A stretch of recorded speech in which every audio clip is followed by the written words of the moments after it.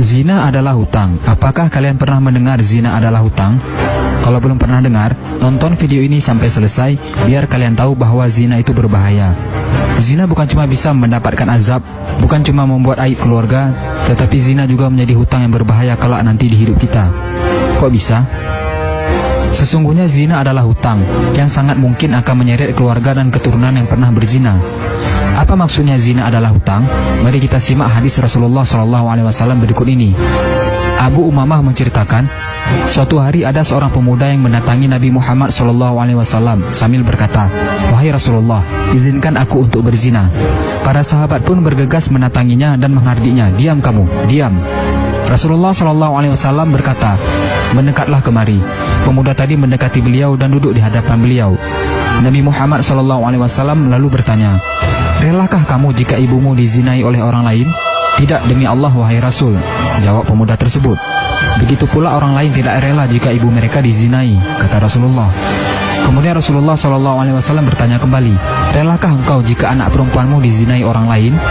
"Tidak, demi Allah wahai Rasul," jawab pemuda tersebut. "Begitu pula orang lain tidak rela jika anak perempuan mereka dizinai," kata Rasulullah. Kemudian Rasulullah SAW bertanya kembali, "Relakah kamu jika saudari kandungmu dizinai?" tanya Rasulullah. "Tidak, demi Allah wahai Rasul," jawab pemuda tersebut. "Begitu pula orang lain tidak rela jika saudari perempuannya dizinai." "Relakah engkau jika bibimu dizinai?"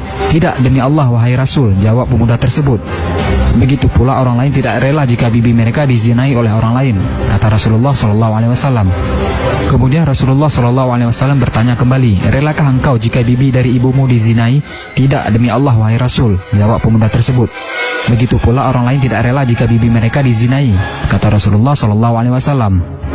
Lalu Rasulullah SAW meletakkan tangannya di dada pemuda tersebut sambil berkata, "Ya Allah, ampunilah kekhilafannya, sucikanlah hatinya dan jagalah kemaluannya." Setelah kejadian tersebut, pemuda tersebut tidak pernah lagi tertarik untuk berbuat zina. Hadis riwayat Ahmad.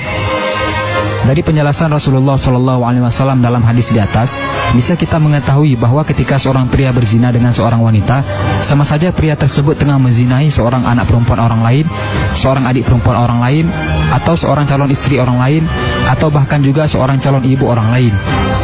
Sadarilah bahwa anak perempuan itu memiliki ayah yang tentu saja tidak rela jika anaknya dizinai. Perempuan itu tentu saja memiliki keluarga yang takkan berkenan jika dirinya dinodai. Bayangkan apa rasanya jika kelak engkau memiliki seorang anak perempuan yang sangat engkau sayangi, dan anakmu itu malah dizinai oleh pemuda yang hanya bermain-main saja dengan anak perempuanmu. Bagaimana rasanya? Atau bayangkan jika engkau menikahi seorang yang engkau anggap baik, namun ternyata dia pun seorang pezina seperti dirimu. Maka berhentilah berzina, karena kita tahu bahwa zina itu adalah hutang yang bisa saja mengharuskan keluargamu atau keturunanmu yang membayarnya. Na'udzubillah min zalik. Dalam satu kisah, seseorang datang dan bertanya kepada Imam Syafi'i, "Mengapa hukuman bagi para pezina sedemikian beratnya?" Maka seketika wajah Imam Syafi'i pun memerah. Lalu beliau berkata, "Karena zina adalah dosa yang sangat besar risikonya. Akibatnya zina akan mengenai keluarganya, tetangganya, keturunannya, hingga tikus di rumahnya, dan bahkan semut di liang sekitar rumahnya."